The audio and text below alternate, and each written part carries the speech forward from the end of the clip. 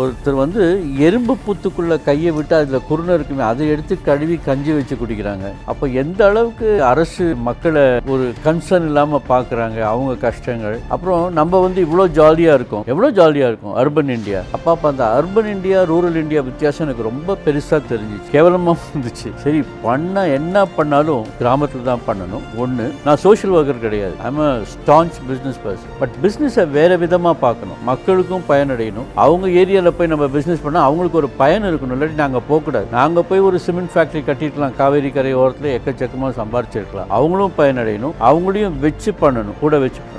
அப்படி என்ன பிஸ்னஸ் பண்ணலான்னு யோசிக்கும் போது தான் tourism is the best business. Tourism ஆக்சுவலாக ஒன் ஸ்டாப் ஷாப்புங்க, இட்ஸ் அ மேஜிக் வாண்ட். ஒரு ஏரியாவை மாற்றுறதுன்னா கரெக்டாக டூரிசம் கொண்டு போய் அங்கே இறக்கணும்னா கரெக்டாக பண்ணிடலாம். அதனால நாங்கள் டூரிசமை செலக்ட் பண்ணிட்டு ஒரு 10 பாயிண்ட் எப்படி மக்கள் அதை சேர்ந்து, நம்ம ஹோட்டலில் வேலை செய்கிறவங்களாம் லோக்கல் பீப்புளாக இருக்கணும், வெளியிலேருந்து ஆளுங்களே வரக்கூடாது, லோக்கல் பீப்புள். அவங்கள ட்ரெயின் பண்ணாங்க. அவங்களாம் ஊரை விட்டு வெளியே வந்தவங்க கிடையாது. இது மாதிரி ஒரு ரூல் போட்டு புருஷனால் ஓட்டி விடப்பட்ட லேடிஸ், ஊனமுற்றோர், ஹேண்டிகேப் பீப்புள், இவங்களுக்கெல்லாம் முதல் வாய்ப்பு கொடுக்கணும். அவங்களுக்கு வேலை செய்ய தெரியுதோ இல்லையோ வாய்ப்பை கொடு, அப்புறம் ட்ரெயின் பண்ணி அவங்களுக்கு என்ன வேலை வருமோ கொடு. இது மாதிரி ஒரு 10 கிளாஸ் போட்டு அதை ஆரம்பித்தோம். இன்னைக்கு வந்து அவங்க per month per family revenue per capita income சொல்லுவாங்க, கிட்டத்தட்ட $500 மேலே போயிடுச்சு. ஸோ இது எதனால ஆச்சுன்னா அந்த 10 கான்செப்ட்னால. இன்னைக்கு அந்த ஹோட்டலே அது மட்டும் மேலே போல, அக்கம் பக்கத்தில் இருக்க ஊரும் கொஞ்சம் மேலே வந்திருக்கு. கரெக்ட். ஆனால் இதே சமயம் அங்கே இருக்கக்கூடிய சேலஞ்சஸையும் நம்ம வந்து சொல்லணும். ஏன்னா உங்களுக்கு ப்ராப்பரான ஒரு எலக்ட்ரிசிட்டி ஃபெசிலிட்டி கிடைச்சிருக்குமான்னு கூட ஐ டவுட். அதெல்லாம் எப்படி ஃபேஸ் பண்ணீங்க?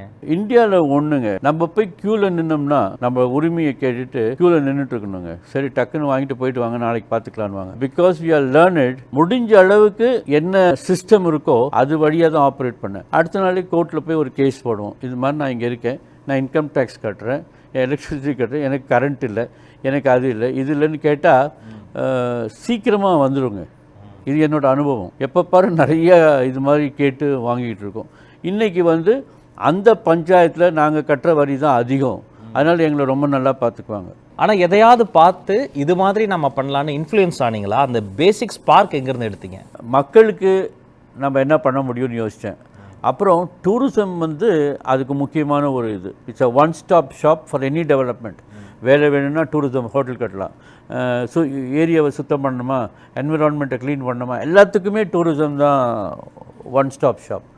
அதனால் இது ஒரு concept. Go to the villages, start with what they have, with what they know. அவங்களுக்கு தெரிஞ்ச ஒரு ட்ரிக்கும் நான் வந்து அதை பயன்படுத்திக்கிட்டேன். உங்கள் வீட்டில் இட்லி சுடுவீங்க, ஆனால் அந்த ஊருக்காரவங்க எங்கள் ஹோட்டலில் வேலை செய்கிறவங்க சுடுற இட்லியை நீங்கள் பீட் அடிக்க முடியாது. குஷ்பு இட்லி, அந்த இட்லி, இந்த இட்லிப்பாங்க. மழை தண்ணியை பிடிச்சி வச்சு அதில் தான் இட்லி பண்ணுவாங்க. அது ஒரு சீக்ரெட் அவங்களுக்கு.